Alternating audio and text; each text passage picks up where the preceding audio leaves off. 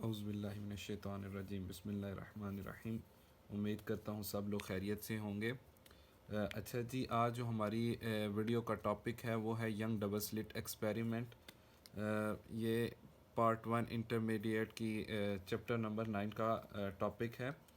तो हम बेसिक पढ़ेंगे, बेसिक देखेंगे यंग डबल स्लिट एक्सपेरिमेंट की। ये वही एक्सपेरिमेंट है जिसकी वजह से ये प्रूव हुआ कि आपके पास लाइट वेव नेचर रखती है।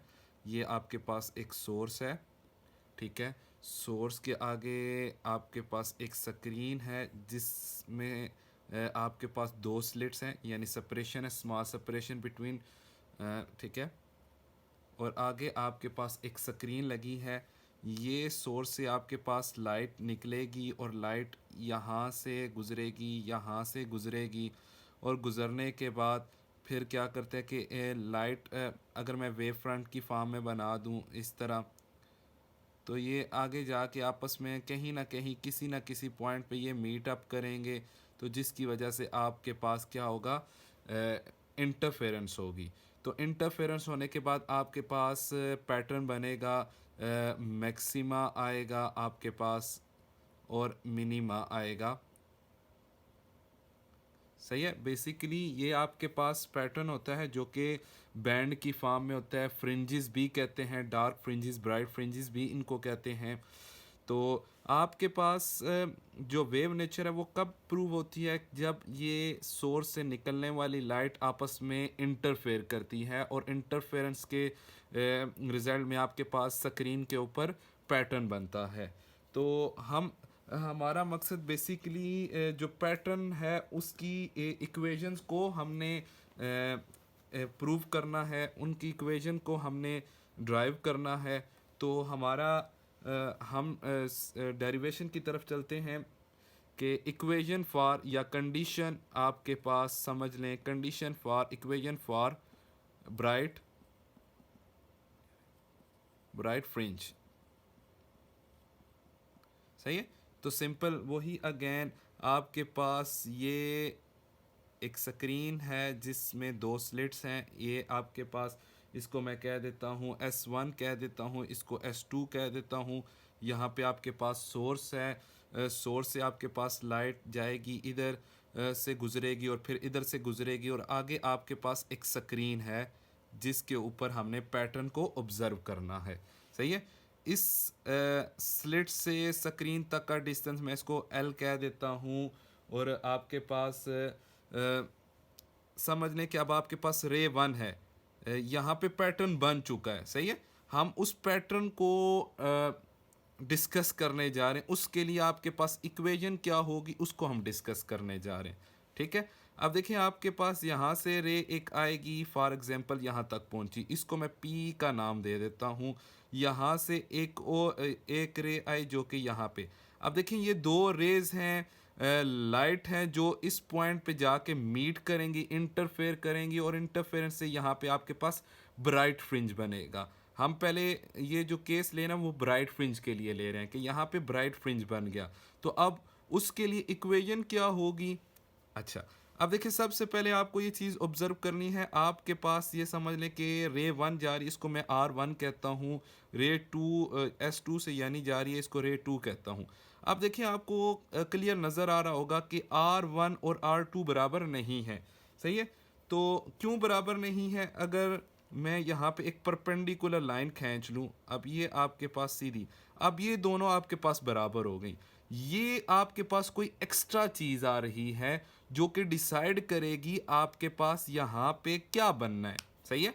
हम वैसे तो यहाँ पे पढ़ने जा रहे हैं ब्राइट फ्रिंज को, तो ये जो एक्स्ट्रा चीज़ है आपको यही डिसाइड करेगी कि यहाँ पे आपके पास क्या है। अब फॉर एग्जांपल हम कहते हैं यहाँ पे हमारे पास ब्राइट फ्रिंज बन रहा है, ब्राइट फ्रिंज बन रहा है। तो ब्राइट आपके पास फ्रिंज कब बनेगा, जब आपके पास कंस्ट्रक्टिव इंटरफेरेंस होगी।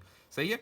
तो फॉर कंस्ट्रक्टिव इंटरफेरेंस मुझे पता है पाथ डिफरेंस मेरा क्या होना चाहिए, m लेमडा। सही है। ये आपके पास गिवन है, पहले से आपके पास ये इंफॉर्मेशन मौजूद होगी कि अगर कंस्ट्रक्टिव इंटरफेरेंस होनी है तो ये आपके पास लाजमी है path difference between two wavelength आपके पास m लैम्डा, m बेसिकली आपके पास कोई नंबर है, ऑर्डर है, 1 2 3 4 हो सकता है, ठीक है, अप टू सो ऑन, ठीक है, 0 भी हो सकते हैं, हम उसको बाद में डिस्कस करेंगे, लेकिन m कोई नंबर है आपके पास।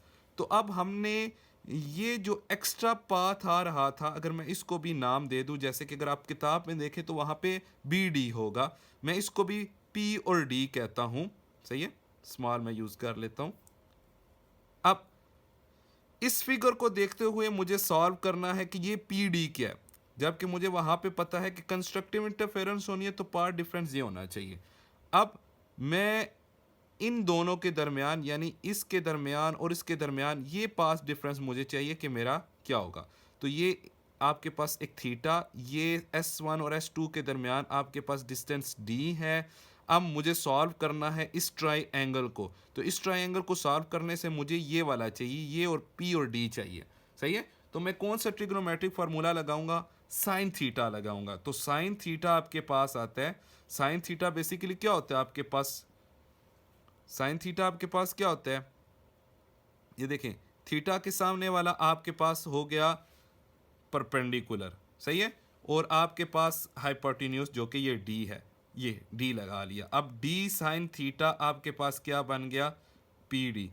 अब ये हमें पता था कंस्ट्रक्टिव इंटरफेरेंस के लिए आपके पास पाथ डिफरेंस ये होता है, और ये हमने निकाल लिया जो हमें इस डायग्राम से मिल रहा है। तो हम इन दोनों को कंपेयर करेंगे, या यहाँ से पी डी वाली आपके पास जो वैल्यू है वो मैं इस इक्वेशन में पुट कर दूंगा, इसको इक्वेशन 1 कह देता हूँ। तो नेक्स्ट पे देखते हैं आपके पास जो आएगा वो basically D sine theta is equal to M lambda होगा, सही है। और इसी तरह सिमिलरली आपके पास, अगर मैं उस पॉइंट पे बात करूं कि मेरे पास यहाँ पे जो पॉइंट है वो डार्क फ्रिंज बन रहा है, तो डार्क बेसिकली बनेगा डिस्ट्रक्टिव इंटरफेरेंस से। तो डिस्ट्रक्टिव इंटरफेरेंस आपकी कब होती है, जब आपका पाथ डिफरेंस m+1/2 लेमडा हो, यानी हाफ हो, तब आपके पास आती है। तो उसी तरह जिस तरह हमने इसके लिए किया, ये दोबारा से मैं इसको कंपेयर करूंगा, D sine theta is equal to m+1/2 lambda. तो ये कंडीशन आपके पास किसके लिए बनती है, डार्क के लिए। तो डार्क बैंड आपके पास, या डार्क फ्रिंज और फ्रिंज की जो इक्वेशन थी वो मैंने डायरेक्ट निकाल ली, सही है। बस आपको सिर्फ ये याद रखना है कि डार्क के लिए ये आपका पाथ डिफरेंस है और ब्राइट के लिए वो आपका पाथ डिफरेंस है। क्लियर हो गई बात। अब मैं इसको मिटाता हूँ, ये तो आपके पास आ गई इक्वेशंस के ज़रिए। अब मुझे आपको बताना है, देखें, कंस्ट्रक्टिव इंटरफेरेंस कब होती है, जब एक लेमडा यानी वेव, दूसरी वेव सेम आपस में जाएं तो वो एक बड़ा सा आपके पास वेव बनता है, यानी कंस्ट्रक्टिव इंटरफेरेंस होती है। तो अब यही चीज़, अब जो मेरे पास कंडीशन आई थी कि आपके पास ये पाथ लेमडा बेसिकली क्या होगा, P D is equal to M lambda, और फिर हमने वैल्यूज पुट की थी D sine theta is equal to M lambda. अब इसका मतलब है कि यहाँ से जो वेव जा रही है, यानी लाइट जो ट्रैवल कर रही है, अब यहाँ से भी आपके पास जो लाइट ट्रैवल कर रही है, मैंने दोनों इसलिए लिया क्योंकि ये दोनों फासले जो आपके पास डिस्टेंस बराबर हैं। अब ये एक्स्ट्रा चीज़ आ रही थी, मुझे अब ये बताएगी कि आपके पास यहाँ पे ब्राइट आना है या डार्क आना है। तो यहाँ पे आपका ब्राइट यानी बी, ब्राइट कब आएगा, जब यहाँ पे जो आपके पास वेवलेंथ है वो इंटीग्रल मल्टीपल, यानी m की वैल्यू 1 हो, 2 हो, 3 हो, अप टू सो ऑन, यानी एक कंप्लीट वेव आपके पास है। तो यानी मैं अगर m1 कंसीडर करता हूँ तो यानी ये एक साइकिल और ये एक साइकिल, सही है। तो जब मैं इसके ऊपर इसको ड्रा कर लूँगा तो अब आगे से देखिए, आगे से वही चीज़ आपकी स्टार्ट हो रही है जो कि ऊपर से स्टार्ट हो रही थी, सही है। तो अब जाके ये आपस में मीट करेंगे तो यहाँ पे आपके पास कंस्ट्रक्टिव इंटरफेरेंस होगी। हाँ, अब डिस्ट्रक्टिव के लिए भी इसको यहाँ पे हम बात करते हैं कि आपके पास ये एक्स्ट्रा पार्ट डिफरेंस था। अब डिस्ट्रक्टिव के लिए मैं यहाँ पे लिखता हूँ, आपके पास D sine theta is equal to m+1/2 lambda यानी हाफ। अब देखें, अब ये हाफ, ठीक है, आप जो भी करें वो ऐड होगा तो आपके पास फ्रिक्शन में डिनोमिनेटर में 2 लाजमी आएगा हाफ। तो इसका मतलब है अगर मैं कंसीडर कर लूँ m की वैल्यू को 0 कर लूँ, फॉर एग्जांपल आपको समझाने के लिए 0 1/2, तो अब आपके पास जो वेव होती है वो ये होगी, सही है, हाफ। क्योंकि एक कंप्लीट वेव आपके पास ये है, हाफ साइकिल प्लस वाला और हाफ नेगेटिव वाला, ये एक कंप्लीट साइकिल होती है। लेकिन यहाँ इसके मुताबिक अगर हाफ है तो ये आपके पास सिर्फ क्रस्ट आ रहा है, तो आगे से इसको ट्रफ शुरू होना चाहिए ना, क्योंकि वेव को ट्रैवल करने के लिए। तो फिर ये जब वेव ट्रैवल करेगी तो अब आपके पास यहाँ पे और ऊपर जो पैटर्न है वो दोनों का डिफरेंट हो जाएगा। तो जिसकी वजह से आखिर पे अगर मैं बात करूँ तो जाके आखिर पे क्रस्ट और दूसरी तरफ ट्रफ आ जाएगा। तो ये जब दोनों आपस में मिलेंगे तो डिस्ट्रक्टिव इंटरफेरेंस होगी, जिसके रिजल्ट में आपके पास डार्क फ्रिंज बनेगा। सही है, उम्मीद करता हूँ समझ आ गई है। अगर कोई मसला है कमेंट के ज़रिए क्वेश्चन करके आप पूछ सकते हैं। अल्लाह हाफिज़।